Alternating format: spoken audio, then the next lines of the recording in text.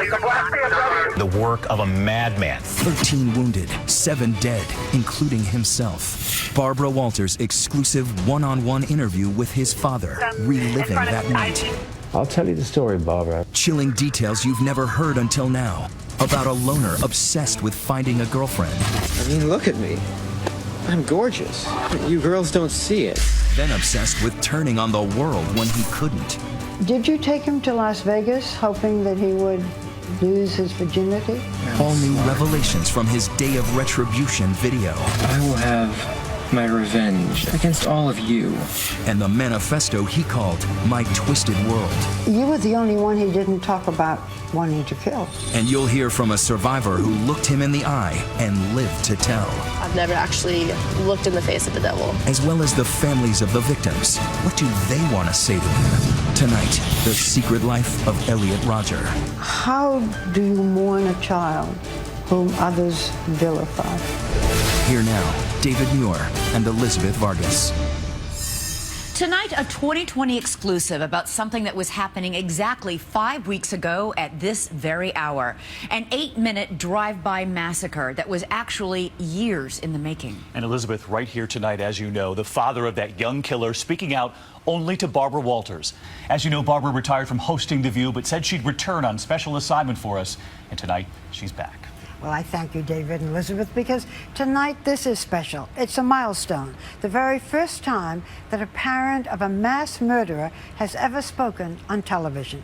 Peter Rodger tells us he is doing this to show other parents the warning signs that he missed and what changes we desperately need in the mental health care system so that no one has to go through the night that changed his life and so many others forever. On a quiet Memorial Day weekend, Peter Rodger and his wife were hurtling down the highway from Los Angeles to Santa Barbara. It was a 100-mile journey of terror. I have to save my son. I have to get to Santa Barbara now. Peter Rodger had just seen a disturbing video that his son Elliot had posted on YouTube. I hate all of you. I can't wait to give you exactly what you deserve. Utter annihilation. What went through your mind? I can only describe like a really dark force of horrible energy that hit me. What were your fears for him? I felt for his life. I didn't know what he was doing, and then suddenly he's saying he's going to do other things to other people. I was confused. I just wanted to go and find him and talk to him. I mean, we were driving up there not knowing what to do, trying to get information. Peter Rodger was on a mission to prevent a massacre, but halfway to his destination, suddenly, he heard the reports.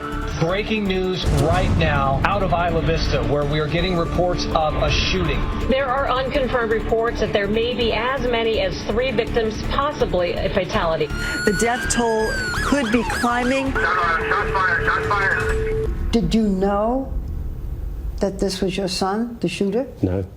God, good Lord, no. We were just driving up there in absolute fear for him and confusion. Witnesses say a BMW with 2 people inside had people open fire and also run over people. I was hearing, reports of a black BMW, and I was going, oh, no, no, no. And we were on the phone at the same time to the police, and they were saying, we don't have any information for you, no information. The driver of that BMW was his 22-year-old son, Elliot. Santa Barbara County Sheriff Bill Brown is calling the mass shooting the work of a madman, but say at this time the threat appears to be over and the suspect is dead.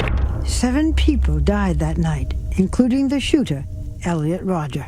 13 others were hospitalized. For Peter Rodger, those memories are a waking nightmare. How are you? Every night I go to sleep. I wake up and I think of those young men and young women that have died and that were injured and were terrorized. And my son did that. When you wake up in the morning, what do you think? It's like a reverse nightmare situation. When you go to sleep normally, you have a nightmare and you wake up and, oh, everything's okay. Yeah. Now I go to sleep, I might have a nice dream. And then I wake up and then slowly the truth of what happened dawns on me, and that is that my son was a mass murderer. And then I think about the victims, and I think about what he did, and I'm trying to process it. But who was the young man behind the rampage, and why did he do it? Hi, Elliot Rodger here. Were there clues in the disturbing jigsaw of videos he left behind?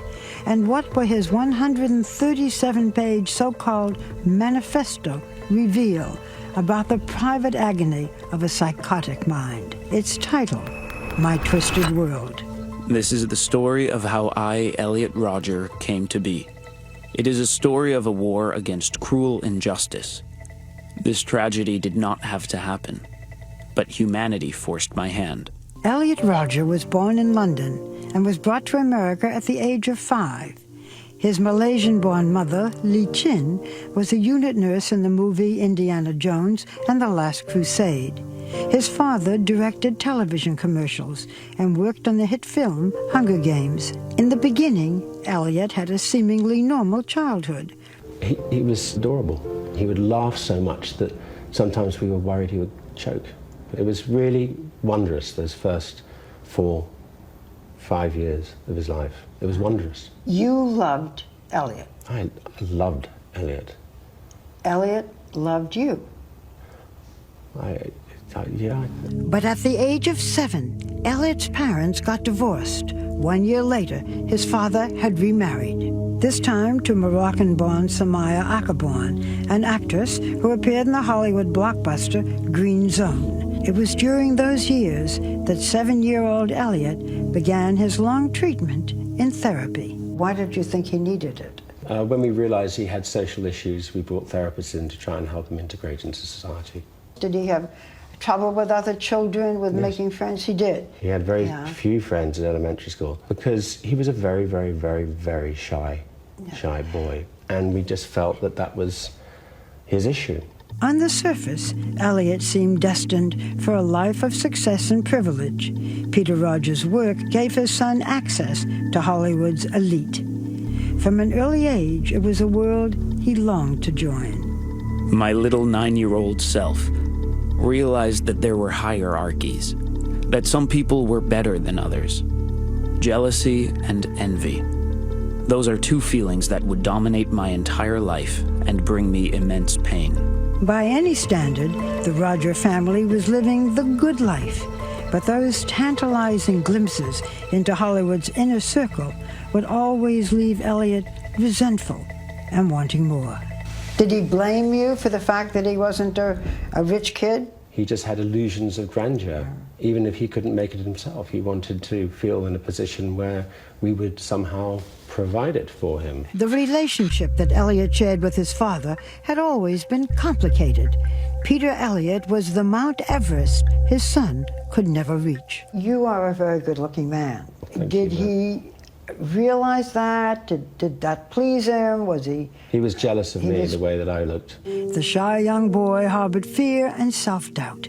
His parents moved him from school to school, hoping but never succeeding to help Elliot fit in. There was some question about whether Elliot was autistic. He was never formally diagnosed, and there was a suggestion that he might have been high-functioning Asperger's. And, you know, these were because of traits. For instance, there was a certain OCD about him. There was a certain, you know, like he'd always put his plate in the same place. He'd like to wear the same clothes every day.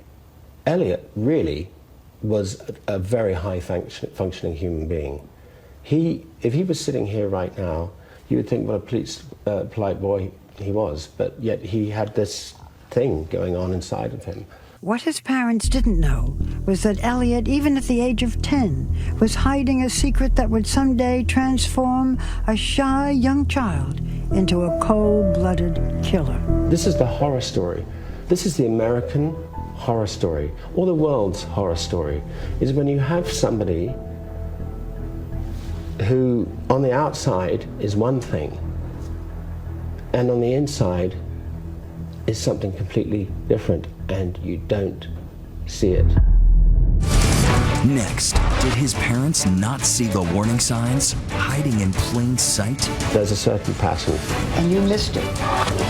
When 2020 returns.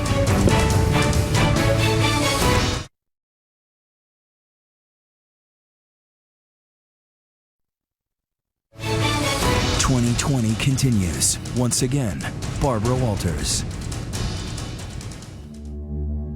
When the story about Elliot's shooting spree first broke, the videos and so-called manifesto he left behind provide a rare glimpse into a mind broken by mental illness.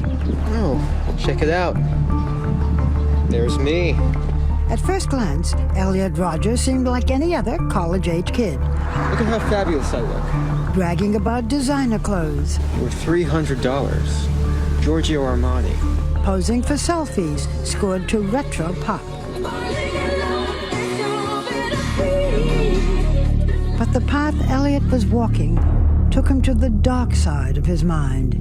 My problem is girls. I desire girls. But girls are not sexually attracted to me. It's not fair. It's not fair. But why did those closest to him fail to see any warning signs when it seemed clear that Elliot was mentally disturbed? People have called your son evil. How would you describe Elliot? Elliot was far from evil. Something happened to him. And then I think he became very mentally ill. What I don't get is we didn't see this coming at all. None of us. But there were clues hidden in those early years that Peter Rodger now admits he missed. The lonely young boy had grown into an introverted teenager. By the age of 13, he had walled himself into a cyber world. His constant companions, the characters in the video game World of Warcraft. In high school, Elliot was a loner, bullied by his peers. They threw food at him during lunch and shoved him into lockers. I was an innocent, scared little boy trapped in a jungle full of malicious predators, and I was shown no mercy. He was afraid of boys and girls. He felt he had an inability to get along with them. And this is when we realized that he had a real fear of other human beings, of other kids his age. Elliot fled from 2 high schools before finding refuge at a tiny 100-student school called Independence High, a school with a mission to help troubled children, like the boy they called our Elliot. There was never a time in working with him or knowing him that I ever felt like his inability to interact socially would ever have led me to believe that this kind of rage was building inside of him. Never. But the isolation hit a firestorm of frustration and anger. Its target during those teen years was sex. Finding out about sex is one of the things that truly destroyed my entire life. Sex. The very word fills me with hate. I would always covet it. I would always fantasize about it, but I would never get it. Elliot had always been fascinated and repelled by sex. His first glimpse of pornography horrified him. I couldn't imagine human beings doing such things with each other. The sight was shocking and arousing. I was quite shaken for a few days. Did you talk to Elliot about sex? Yeah. What did you say? How it's so important to present yourself as a human being from the heart outwards and not to be weird. And I say weird because it is weird when you think girls are going to throw themselves at you. As a teenager, he described his interest in girls, but he said, I'm quoting again, "There is no way I could ever get them, and so my starvation began." Did he talk about this? He was always obsessive about this one issue. Obsessive about which issue? About not Finding getting a girlfriend. But here's the thing, according to this journal and according to his acts, he was already planning heinous things in response to this emotional thing in his head that none of us could really see. Elliot was tormented by the sight of pretty girls and public affection. Even his favored haven at the Griffith Park Observatory became a reminder of failure. I don't understand you girls. It's like your sexual attraction is flawed. It's perverted. You're attracted to the wrong kind of guy. You should be attracted to guys like me. Beautiful, magnificent guys. I saw sex as an evil and barbaric act, all because I wasn't able to have it. This was the major turning point. If I can't have it, I will destroy it. If Elliot had had the sex that he says he wanted so much, would things have been different? I don't think so, because I think he had a condition. He had a very seriously advanced mental condition, and I think that whatever would have happened, even if he got a girlfriend, wouldn't have been able to have made him into the happy human being we wanted him to be. Did you take him to Las Vegas hoping that he would lose his virginity? No, I suggested to him that perhaps, you know, if his blocking point was having sex, then perhaps, you know, in Las Vegas there might be an opportunity where it's legal for him to have sex. But he didn't want to go? He didn't want to go because he wanted to be loved for his heart. Retrospectively, I think it wouldn't have helped at all. It wouldn't have? No, because retrospectively I realized how sick he was. But you know, you can have these same things and not have another Elliot. You can have kids who are frustrated and don't have girlfriends or boyfriends or, you know. No, but when you put the combination together, there's a certain pattern. And I think it's important to talk about those patterns. And you missed it. Yeah, too right, I missed it. I wish I could turn the clock back for the victims, for our family, for all the scars out there. By the time Elliot reached his 18th birthday, the shy young boy had vanished, leaving only resentment and anger. Too terrified to approach young women, it was easier to hate them. That's a problem that I intend to rectify. I, in all my magnificence and power, I will not let this fly. It's an injustice that needs to be dealt with.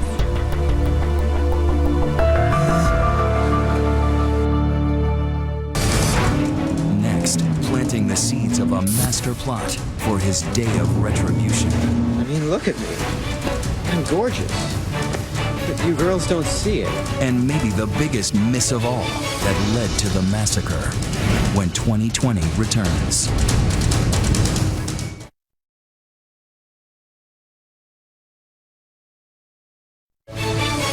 We return to the secret life of Elliot Rodger. Once more, Barbara Walters. For Elliot Rodger, Santa Barbara was the picture-perfect version of his ideal life. There were hot blonde girls walking around everywhere. If I can't get laid there, then there is no hope for me at all. At 19, Elliot was stuck in a cycle of isolation and depression. His parents thought college life would give him a fresh start. You thought that he would have the coping skills to live alone. I thought that by putting him out there and giving him independence and integrating him into a normal society would very quickly help develop the skills that I thought was lacking in him. Did you inform anyone, either at the college or the parents of his roommates, that he had mental problems? I didn't see any reason to, because as far as I was concerned, he wasn't a threat to himself or anybody else. But left to his own devices, Elliot Rodger's behavior would soon escalate from strange to savage. Simon Astaire is a longtime friend of Peter's. I got a sense of a boy who was unable to communicate. So there were signs, you thought, of maladjustment? He was unable to engage, and it was difficult to engage. And I saw lots of people trying to engage with him. I don't understand why you're so repulsed by me. Soon the old resentments would return. Enraged by the sight of young lovers, he acted out for the first time, throwing coffee on one kissing couple at Starbucks. I had never struck back at my enemies before, and I felt a small sense of spiteful gratification for doing so. Feeding on that fulfillment, his thoughts began to take a more diabolical and dangerous turn. The day of retribution had been born. It was only when I first moved to Santa Barbara that I started considering the possibility of having to carry out a violent act of revenge as the final solution to dealing with all the injustices I've had to face at the hands of women and society. His anger, now targeted at women, drew him to misogynistic websites, online forums where he once wrote, "Start envisioning a world where women fear you." He sent you links to these websites. I was disgusted and I called him up and I said, "Elliot, why are you going on these websites? This is negative, this is evil, and you shouldn't go on that." But that didn't work. It didn't work. And I had no idea that he had such an inbred hatred, this misogyny. But despite his deepening hatred of women, Elliot told his father that he was obsessed about losing his virginity. I would say to him, there is no shame at all in not losing your virginity at a later age. Some people never do. Some people go into the church and choose chastity. He would say, "I can't get a girlfriend"? He would say, "They're never going to like me because I'm not 6'2", a jock, sporty guy." He did say to me once, "I wish I wasn't half Asian." I never realized that he was so racist. Thinking, why aren't I white? Correct. Elliot's life had become a volatile mixture of desire and denial. And last summer, yet another sign of violence. Frustrated after being ignored by girls at a party, he tried to shove them off a 10-foot ledge. He got into an altercation verbally with a couple of girls, and then he was picked on, and then he was thrown off the balcony. But it turns out that he was trying to push girls off the ledge. In 2020 hindsight, I can imagine that might have been the case, and that upsets me to the core of my heart. He was such a good liar. He was such an incredible liar. Perhaps Elliot was even lying to himself, repeatedly refusing the advice of therapists, at least one of whom had recommended medication. But Elliot would say, "I'm not sick, I'm not going to take that." And because he was of an adult age, he refused to not only take that medication, but refused to go back to see that particular doctor. Would the medication have made a difference? According to his doctor, it would have made a hell of a lot of difference. There are people who say that a father with a mentally unstable son should not have allowed Elliot to live on his own. I didn't know I had a mentally unstable son. I had no idea. He had a secret life that he became incredibly brilliant at hiding. Hey, Elliot Rodger here. But that secret life was spinning out of control. There's me, all my fabulousness. With no official diagnosis of mental illness, he bought not one, but 3 handguns. Elliot had launched his plan for Retribution Day. As I fired my first few rounds, I felt so sick to my stomach. There I was, practicing shooting with real guns because I had a plan to carry out a massacre. Why did things have to be this way? It's my place of refuge. Then a pivotal moment when Elliot's plot might have been completely foiled. His mother finding one of those bizarre videos on YouTube. My life is so lonely and mundane. She wanted to have a mental assessment of him. It just turns out that there is no way that you can actually do that unless he voluntarily does it or unless he commits a crime. Did Elliot volunteer? Would he have done it? No. He didn't. Of course not.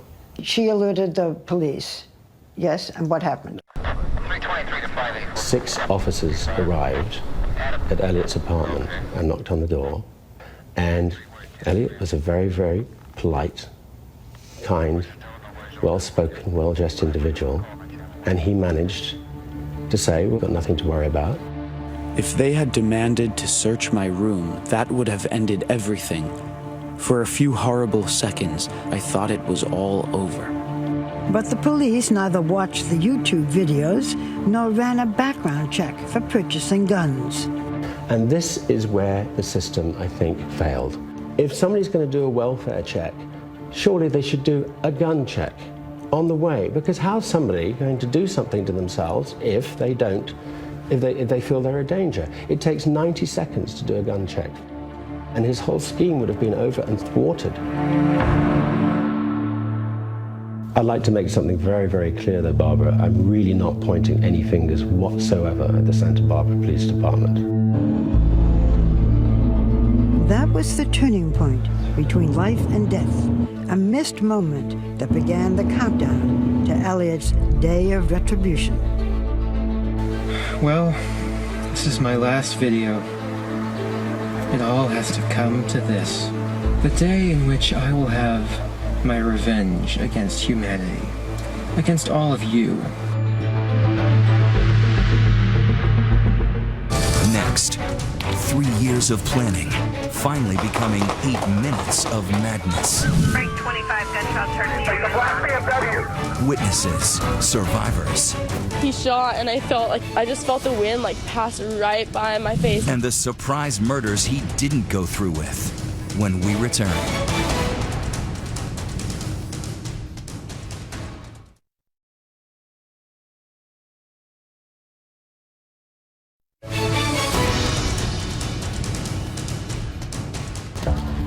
May 23rd, 2014. The sun was setting on a quiet spring night, the campus half empty over the Memorial Day weekend. But the lives of those who were there would never be the same. Hours before, we were having a great time. It was a nice day outside. It was sunny, you know. After 3 years of meticulous planning, Elliot Rodger's deranged mind brought him to what he called the day of retribution. The day in which I will have my revenge against humanity, against all of you. His parents were having dinner in Los Angeles with friends. They had plans to see Elliot the next day. He was due to come on Saturday for lunch, the day after the 24th. Do you think he already knew what he was going to do? Yeah, after reading the journals, yeah, I do. What Elliot's journal revealed was a master plan of carnage. I will drive down to my father's house to kill my little brother, denying him of the chance to grow up to surpass me, along with my stepmother, Sumaya, as she will be in the way. My father will be away on one of his business trips, so thankfully, I won't have to deal with him. I was meant to have a meeting in London, and he wanted to know the dates. Why? He wanted me out of town so that he could come and murder his brother. And Sumaya, I think he was scared that he would hesitate, and I can understand that. The only thing that saved his family's lives was a change in Peter's schedule. My wife and Jazz, my 9-year-old, is still alive because of that.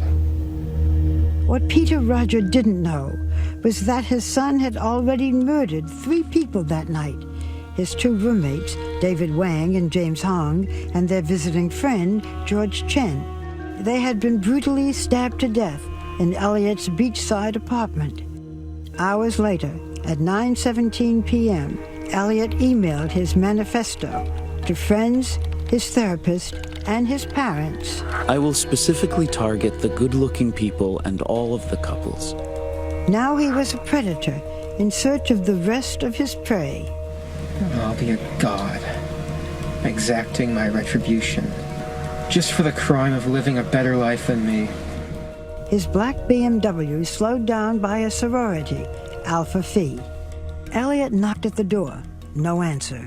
Then he got back in his car and opened fire on the girls in front of Alpha Phi. 33 for the Frank unit, code 33. 2 of the women were dead on arrival of the deputies. One of them was very seriously injured with multiple gunshots. Break 25 gunshots heard in the area. At the sheriff's dispatch center, the calls poured in like rain. And we have 30 down on the corner of Segovia. The black BMW, 3 ambulances here. Almost simultaneously, we received notification that another individual had been shot. In response for multiple gunshot victims in front of the Ivy Deli. At the Isla Vista Deli, just up the street. Dylan Fontius had just entered the deli. I heard the glass breaking, just the shatter of the glass. And that's when we all started scrambling for our life. When Christopher Martinez came in for a sandwich, he was cut down in a hail of gunfire. Shots fired, shots fired. I had just turned, I saw him fall. I kind of like took my hand off my head and turned down and ducked behind the counter. We sat there and watched this kid bleed to death. He was no less than 2 feet away from me. But the rampage was far from over. 25 gunshots heard in the area. A deadly shooting in Isla Vista with multiple victims. At least 3 people have been shot. All of a sudden, sirens start going, ambulances start going. Multiple places, multiple people. The death toll could be climbing. He went up to the top of the loop. Firing, he shot 3 more victims. I'll take to the streets of Isla Vista and slay every single person I see there. He then confronted another young woman and pointed his gun at her. At first, Sierra Schwartz thought the gun was a toy. He shot, and I just felt the wind like pass right by my face, and I was like, what the f? So I turned around and I started like walking really fast the other way. The deadly BMW was swerving erratically through the streets. People were like, they're shooting. Drawing gunfire from officers. He fired rounds at the deputy sheriff, and the deputy sheriff replied with 1 round of gunfire. About 8 to 12 shots, just super fast, what sounded like directly below my balcony. That black BMW plowed its way over pedestrians. Some guy ran in our house bleeding everywhere. He said he got run over by a car. There was carnage and chaos everywhere. As many as 7 victims taken to the hospital. But after deputies fired on him for the second time, Elliot's car spun out of control. 3 of the deputies returned fire and struck the vehicle. Witnesses say they heard a single shot from inside the car. The long night's journey into terror had finally come to a close. Did Elliot kill himself, or did the police kill him? What I gather is that he was shot in the hip and then he took his own life. How did you learn that your son was the shooter? The sheriff came in, and I'll remember this moment for the rest of my life. The way, he just looked me in the eye and he said, we found a deceased person and we found a license in his pocket that fits your son's description. And I went, oh. And I didn't know that he was the perpetrator then. I thought he was a victim. I thought he was a victim. A search of Elliot's BMW revealed an arsenal, 3 semi-automatic weapons, and 400 bullets. Elliot had been ready for Armageddon. Who would have thought my life will turn out this way? I didn't start this war, but I will finish it by striking back. Finally, at long last, I can show the world my true worth. In the end, 7 people lost their lives. 13 were wounded.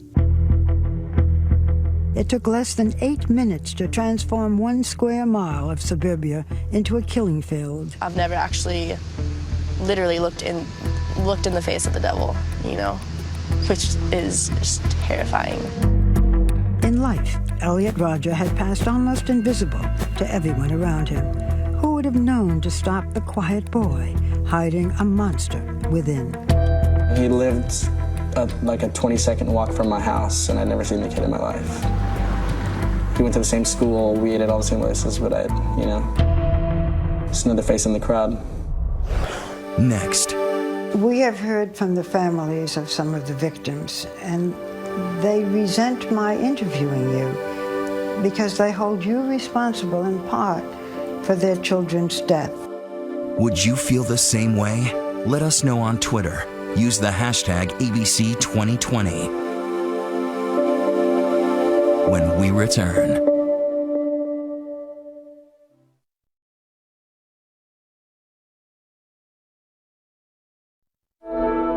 "2020 continues. Once again, Barbara Walters.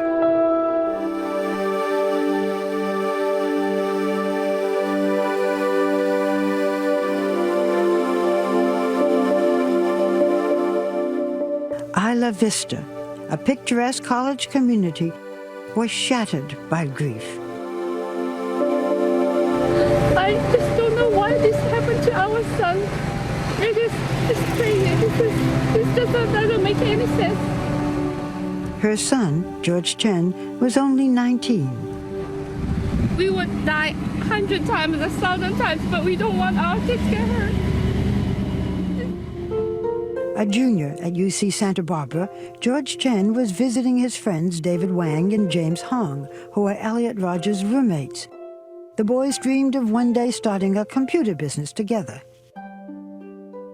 And there are the two sorority sisters headed home that night from a day of senior week activities, excited about the summer ahead and looking forward to a future that will now never come. Catherine Cooper dreamed of being a museum curator. She was very bubbly, and she had that smile that she just made you smile. She was like the brightest girl in the room. Her math whiz sorority sister, Veronica Weiss, was described as wise beyond her 19 years. If it had been somebody else, she'd be the one here picking us up right now. Sorry. Have you reached out to the victims, to the families? I haven't reached out to them because I think that they needed to have space and time, and I think it would have been inappropriate. Chin Rodger, Elliot's mother, has chosen to remain silent, instead telling us in a statement, "I feel the world's attention should be focused on supporting the victims' loved ones and remembering the beautiful lives that were so tragically lost." We have heard from the families of some of the victims, and they resent my interviewing you because they hold you responsible in part for their children's death. What do you say to them? I wish I could turn back the clock. I wish that these families didn't have to go through this terrible ordeal. It's very hard for them to understand that I didn't know the monster that was in my son. But one parent did reach out. Just weeks after that night, Rodger met with Richard Martinez, two fathers embracing, searching for common ground. It was the most moving meeting I've ever had in my life. Martinez's son Christopher was 20 years old when he became the last of Elliot Rodger's victims, shot as he was entering that deli. He was an only child? He was our only child. Your only child. Yes. He was quiet, kind, humble, graceful, funny, and at the same time one of the most competitive people you would ever meet. In the aftermath of his tragic loss, Martinez made an impassioned speech blaming the NRA for his son's death. They talk about gun rights. What about Chris's right to live? When will this insanity stop? When will enough people say, we don't have to live like this? Too many have died. We should say to ourselves, not one more. Thank you. That's it. I would like to introduce you to Richard Martinez.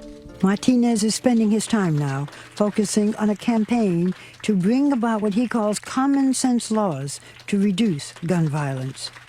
No parent should have to go through this. The only thing I have left, really, is to try to find some meaning in my son's death. Like Martinez, Peter Rodger also has a mission. Why did you decide that you would speak out? The only reason I'm here is to tell his story, to try and stop this happening again. What do you hope that it will accomplish? I think that there's an awful lot that can be done in this country to help families that might have another Elliot. There are holes in the mental health system, and I think that that's really got to be looked at. In death as in life, his relationship with his son remains complicated. The family of Adam Lanza have said that they wished that their son had never been born. Do you ever feel that way? That's a loaded question, Barbara. A part of me says yes. And the reason is because